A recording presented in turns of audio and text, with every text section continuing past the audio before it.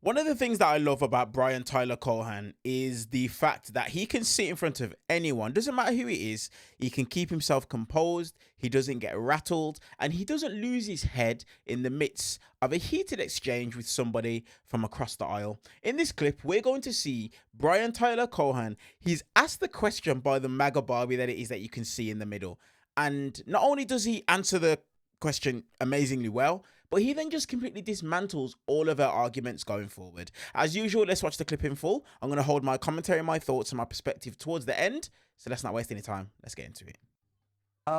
What is going on? Why can't the government come to a deal and get this thing done? Well, I think it's pretty clear that Donald Trump wants to leverage Americans' pain so that he can try and exploit that so that he can pass a voter suppression bill. I mean, at the end of the day, we know that there were a ton of different options to actually get this thing done, to get TSA funded. The Democrats put forward 9 standalone bills to fund TSA. Donald Trump rejected them. Senator Kennedy, a Republican senator, admitted that Donald Trump rejected it. And so he wanted the pain because for him, that pain is a tool. It is a way for him to avail himself of whatever he can to get what he needs, which is a voter suppression bill, and he would use Americans' pain to get there.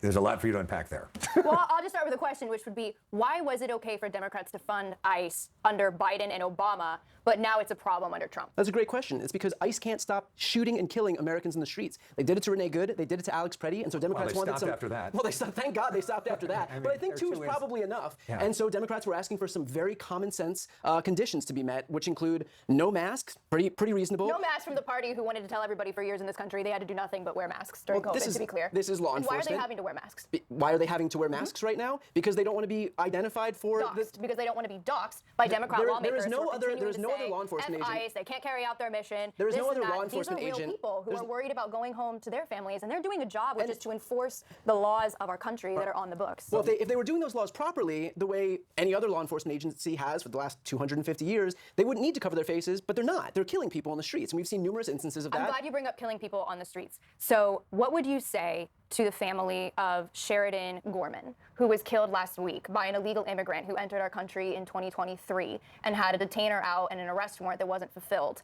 What would you say to her family as to why it's okay to not fund ICE, whose job it would be to make sure that 1, he was never here, and 2, that we've gotten rid of him? What would you say to her family? Look, I'm sad for anybody who passes away or who is tragically killed. We have had ICE, we've had immigration enforcement in this country for years and years and years, and they've managed to do it without slaughtering people in the streets. And so I think that if we don't have an agency, you're going to tell her family? If we don't have an agency, you're going to look in the eyes of her grieving parents. But Carol, which of the demands, the idea of the no masks, the warrant, what is your problem with? Let's start with the masks. I mean, why should police don't wear masks? Well, the problem is that, again, this is why I asked you originally, why was it okay under Obama, why was it okay under Biden to carry out these deportations with 0 fanfare? And now what has happened is it not more, but it's not more aggressive in the streets, especially, and maybe it'll change now with Mark Wayne Mullen and no Chad Bovino, but there was an aggressive in-your-face push in cities like Los Angeles and Minneapolis that we did not see quite the visible in-your-face push under the Biden administration. You'll admit that, right? Why did we have to be so aggressive? And part of it is because when you look at the deaths of Alex Preddy and Renee Good, what makes me so sad is the rhetoric from Democrats turned these people into non-law-abiding citizens who weren't protesting. They were obstructing ICE operations. Are you saying that Alex Preddy was not a law-abiding citizen? No, absolutely not. He was holding his phone. And he also kicked a federal vehicle in the back, which is damaging federal property. 11 days earlier. Damaging federal property. That's a felony. That's a felony. You asked me if it was criminal behavior. That's a felony. Somebody should not be killed for that, right? But that's of course not. Yeah. But he was obstructing law enforcement operations because he and Renee Good existed in this ecosystem that told them this is a virtuous thing to show up and obstruct basic law enforcement operations, where all ICE is doing is enforcing the current laws that are on the books, 3 U.S. Code 1825. If you don't like the laws that are on the books, change them, but that would require winning elections, which Democrats didn't do. You can't now obstruct the enforcement of the laws that are on the books. That's overthrowing democracy. That's undermining the will of the American people. We've got this weird situation now where ICE actually is funded for a long time because of the big beautiful bill. But what's not being funded is TSA, right? And the Coast Guard and other parts of Homeland Security. It's all by design. Again, the Democrats were putting forward these bills. It was Trump himself unilaterally who decided that he didn't want this stuff funded because he wanted to exploit the pain that Americans were feeling at the airports. And so he told them, no, because we're not going to do anything until we can get the Save America Act passed. And if that means that we don't fund TSA, then let's not fund TSA. So can you at least admit that we had a solution here right in front of us, that the Democrats and Republicans both conceded that there was a solution and that Donald Trump unilaterally wanted to to leverage that pain to get what he wanted politically. Well, let me just on TSA really quick. I'm okay with some of the TSA agents walking off a job because every time I'm at an airport, I usually see like 7 TSA agents standing around and one of them doing the job. So I'm actually okay with that. But on the fact of leveraging pain, let's talk about the pain again of Sheridan Gorman, who just last week in our country, I just want everybody to picture this. She is an 18-year-old woman who is out watching the Northern Lights with her friends, taking selfies, thinking about what she's going to post on social media, and instantly a bullet rings out, hits her head. She's killed instantly by an illegal immigrant who should have never been here in the first place. Again, came in 2023. ICE's whole job is to get people like that out of our country. It is not morally defensible to defend a nation that allows criminals like that to stay in our country. ICE is funded. That's not morally. But ICE is funded. ICE is not funded. If ICE is funded through the One Big Beautiful Bill. Well, it needs to be funded beyond that, which is but how does that answer this original shutdown, which is Democrats wanting to circumvent the fact that they didn't win an election and they couldn't change the law. Donald Trump is the president. It's his DHS. It's his ICE. Republicans have full control of government, House, Senate, White House. So why are you giving fear porn examples of the failings of this government when your party is in charge? Okay, so but don't you agree that ICE is itself important, and the idea of taking out criminal illegal aliens that have convicted of other crimes is a good thing? I think the idea of immigration enforcement is important. I think that ICE, as it stands right now, is beyond repair. I think that this agency is fundamentally broken. Who's supposed to do the job that she's just talked about?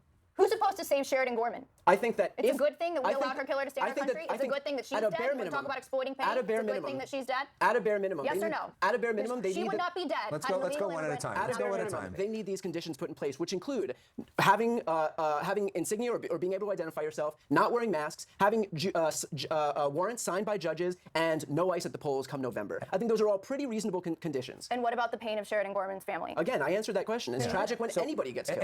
And just want to follow up on something you said. I mean, for the TSA agents who are hardworking people who are going without pay now for a month, I mean, how is that okay? Why is that good?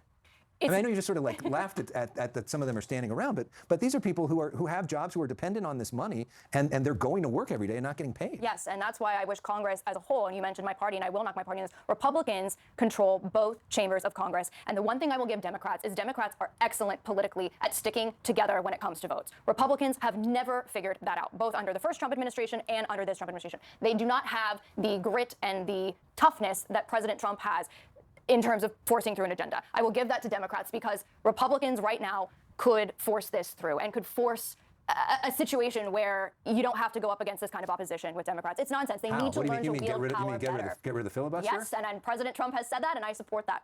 You know what? I support it too. I think this is a rare moment of compromise because Republicans have been using the filibuster as a tool to prevent any meaningful legislation from getting passed. It is inherently anti-democratic, and so I would absolutely be in favor of nuking the filibuster. Well, there you go. We can get the SAVE Act passed, right? There you go. I think, so you agree we should pass the SAVE Act? I do not think we should pass the SAVE Act. Of course, the institutional argument against that is there's a lot of bad legislation that is sometimes stopped by the filibuster, and it is the one way of stopping government from moving too quickly. But, you know, we'll see. That's what... So that for me was quite an interesting back and forth between Brian Tyler Cohen and Caroline Sunshine. Honestly, I just think when it comes to MAGA, they're the worst of the worst. Genuinely. You see, when somebody is killed and that individual, the way and the manner in which they were killed aligns with Republicans' political argument, you will see that they will continue to speak out about that individual. What about this person? What about that person? What about their family? Okay, that's cool. But when the same energy is given to things that doesn't align with them politically, such as, you know, passing healthcare laws that are going to allow all Americans to be able to receive healthcare. What about when it comes to things aligned with abortions, you know, allowing people to be able to, if they need to, have an abortion to save their own life, things like that. These are the same people that will turn around and say, no, that child's life matters, this, that, the other. These are the same people that will say, well, no, why should I pay for XYZ's healthcare? Why should I pay for such and such because they're going through a hard time? This is that party. Honestly, it's absolutely embarrassing how these guys speak out about that so much. Where's the exact same energy for Alex Pretty and Renee Good? US citizens that are killed by a law, by an agency within the United States that whose whole goal is meant to be to protect the people and protect the homeland. It's honestly a stupid comment, and it just shows you the level of unseriousness within this conversation, because Caroline Sunshine literally making the point of, oh, this is the party. This is coming from the party of who told you to wear masks for however long. How's that even relevant? The reason why that information was given was in the hopes of keeping people safe. That was it. Honestly, ridiculous, stupid comments. Trying to compare the two things. It's so dumb. It really is. And it just shows you, I'll end it on this. This is the Republican Party. This is MAGA. The vile comments in regards to Alex Pretty and Renee Good, overall, mainly speaking towards Alex Pretty, saying he wasn't a law-abiding citizen. What?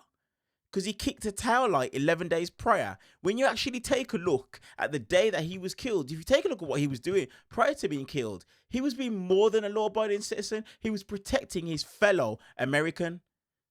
That's what he was doing, and that's what he was killed at that time. Absolutely disgusting stuff, but it shouldn't shock us, and it shouldn't surprise us. Why? Because this is MAGA. This is the Republican Party, the party of evil individuals. Not all, but a lot of them are cruel people. And it shouldn't be a surprise, because look at their leader, the cruelest of them all. Let me know your guys' thoughts on this down in the comment section below. And while you guys are down there, do me a favor, hype this video up, hit the subscribe button, hit the thumbs up button, so we can push this in front of as many people as possible. I appreciate you guys, and I will see you guys in the next clip.